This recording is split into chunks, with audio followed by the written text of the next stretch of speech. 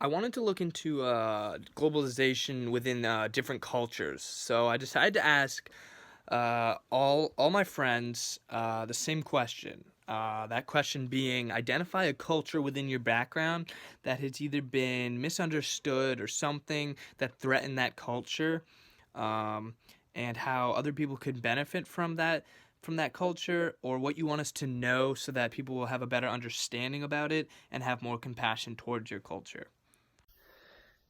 My family were European immigrants in the early 1900s, late 1800s. They're Jews, Ashkenazi Jews from Eastern Europe, they call it.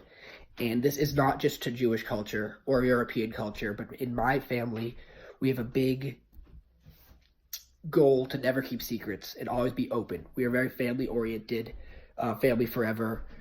Um, if you're going through something, you're going to tell the fam, they're going to come through and they're going to help you through it, because when you keep secrets like that, it's just going to weigh on your subconscious and it's not going to be good for your emotional state in your brain. So I would say if my culture could help any other cultures in my family, it would just be try not to keep secrets, have a group of people that you can always confide in, and everything else will come easier. My name is David Tisme and I'm Haitian. So a thing that I feel like people get confused by when we do is carnival. So carnival, we kind of do that every year, and just basically every Haitians get together, or like people from different like backgrounds, stuff like that, and just get together and just have fun, just blasting loud music and stuff like that, and costumes. And I feel like some people kind of look at that as voodoo because, like when people hear Haitian, it's like, oh, so you do voodoo? And it's like, not everyone does voodoo, and not everything we do or say is voodoo. Those are just like, like everyone has the little thing that they do. But um, carnival is just something that just gets everyone together as a community, and just like celebrating from like where you're from or where your family's from. And it's like basically celebrating with one big family. So yeah.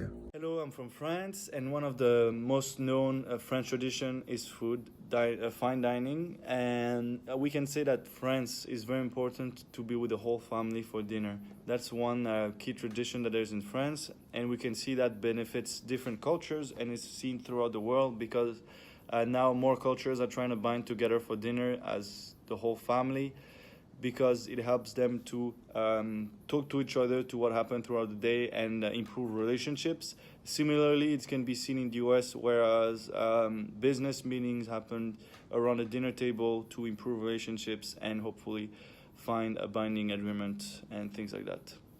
Kissing on the cheeks in France is part of a tradition that has been there forever and represents respect, a warm welcome, and also a strong relationship. And that is different in different countries, where in America people would tend to do that with a hug, but if I try to kiss on the cheeks with someone in America, that would sometimes it can be a bit awkward. And I'm just trying to express my relationship and affection towards a person. I'm a multicultural individual. I have heritage from the Bahamas, Jamaica, and the United States, where I was born. However, a common misconception with my Bahamian heritage is that people from the Bahamas are from the Jamaica. People always get Bahamian and Jamaica confused. They always assume, for instance, when people say, you're from the Bahamas? Yeah, man, that's cool. For instance, mon, that's slang for man, is something that pertains to Jamaican culture, has nothing to do with Bahamian culture. Another stereotype that I'm constantly faced with when I tell people I'm from the Bahamas is that, oh, do you ride dolphins to school? Do you have a pet shark? Do you live in a tiki hut? There's still the common misconception that people in the Bahamas, because they're deemed a third world country, that they're less civilized than most other nations surrounding them.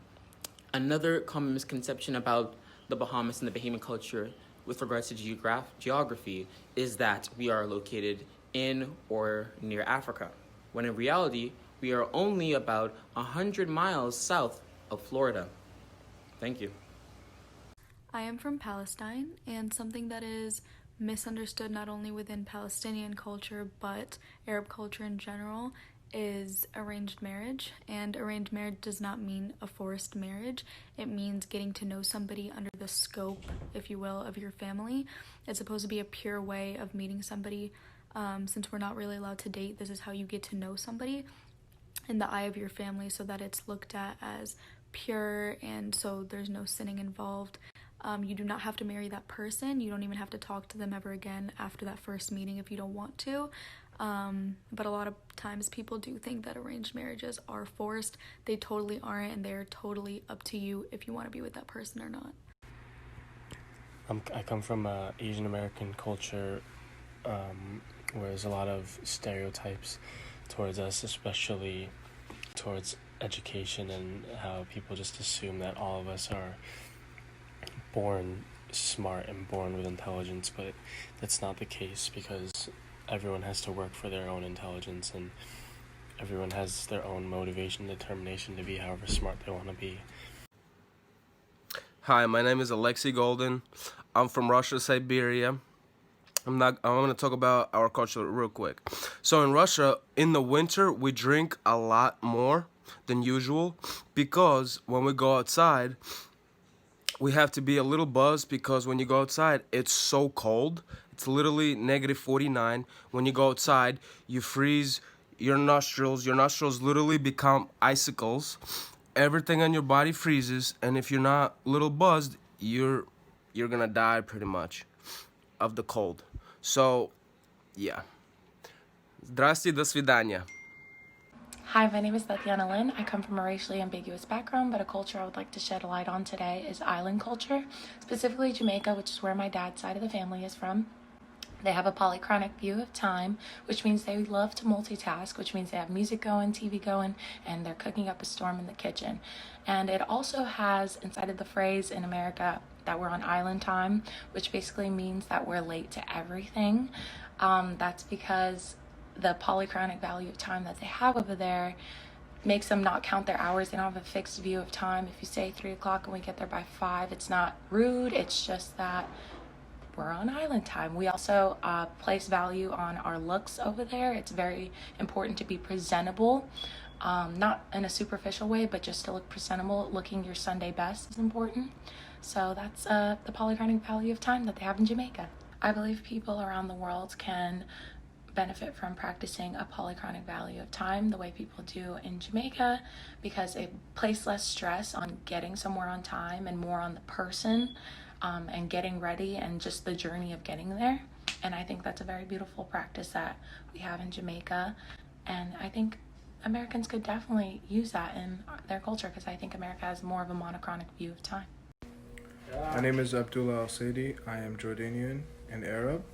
A thing that's commonly misunderstood is that Arabs are terrorists here in the U.S., and after 9/11, that stereotype has been implied a lot of places, especially New York and main cities. But in reality, we are just wholesome, regular people, just like everyone else.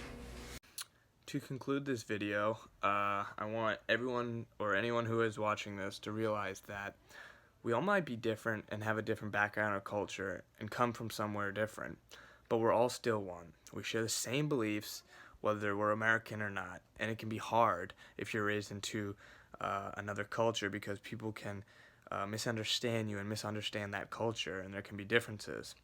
But if we all work together, I think we'll all just do better, and there won't be so much hate.